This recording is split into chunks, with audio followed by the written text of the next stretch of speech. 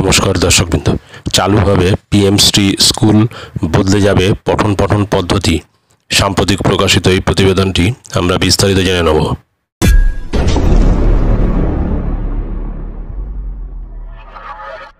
বর্তমান সময়ের দিকে নজর রাখলে দেখা যাবে সরকারি স্কুলের বদলে অভিভাবকরা তাদের ছেলেমেয়েদের বেসরকারি বা প্রাইভেট স্কুলে পড়ানোর জন্য বেশি ঝুঁকছেন। অভিভাবকরা তাদের সন্তানদের প্রাইভেট স্কুলে পড়ানোর জন্য এমনি ঝুঁকছেন না। এর পিছনে রয়েছে বেশ কিছু কারণ। যেমন সরকারি স্কুলের পরিকাঠামো দিন দিন নষ্ট হয়ে যাওয়ার অভিযোগ উঠতে দেখা যাচ্ছে।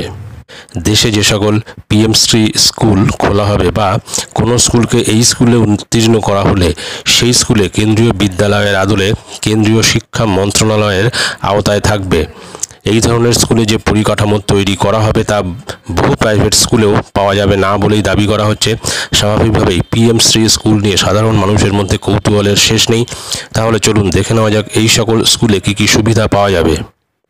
পিএমশ্রী স্কুলে থাকবে স্মার্ট ক্লাসরুম, ল্যাব, আধুনিক লাইব্রেরি এবং সমস্ত সুবিধাসহ খেলার মাঠ।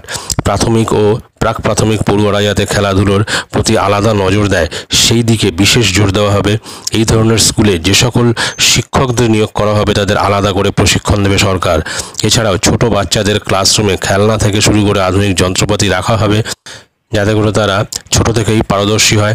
এর পাশাপাশি জৈব জীবনধারা এই স্কুলের পাঠ্যক্রমে অন্তর্ভুক্ত হবে। এই সকল স্কুলে ভর্তি হওয়ার ক্ষেত্রে সাধারণ প্রবেশিকা পরীক্ষা নেওয়া হতে পারে। তবে এই ধরনের স্কুল পশ্চিমবঙ্গে চালু হবে কি না তা নিয়ে ইতিমধ্যে দ্বন্দ্ব তৈরি হয়েছে। কেননা পশ্চিমবঙ্গ সরকারের তরফ থেকে এর বিরোধিতা করা হয়েছে এবং সমগ্র শিক্ষা মিশনের সঙ্গে এই প্রকল্পকে যুক্ত করা হয়নি। এমনকি এই ঘটনার পরিপ্রেক্ষিতে কেন্দ্রীয় সরকারের তরফ থেকে সমগ্র শিক্ষা মিশনের 1000 কোটি টাকা আটকে দেওয়া হয়েছে বলে অভিযোগ। কেন্দ্রের তরফ থেকে জানানো হয়েছে সমগ্র শিক্ষা মিশনের সঙ্গে পিএমশ্রী প্রকল্পকে সংযুক্ত করলেই টাকা দিয়ে দেওয়া হবে। সুতরাং বোঝা যাচ্ছে যে এই পিএমশ্রী স্কুল চালু হতে চলেছে এবং আপাতত প্রত্যেকটি ব্লকে, দেশের প্রত্যেকটি ব্লকে অন্তত একটি করে এই পিএমশ্রী স্কুল চালু করার চিন্তাভাবনা রয়েছে কেন্দ্রীয় সরকারের পক্ষ থেকে।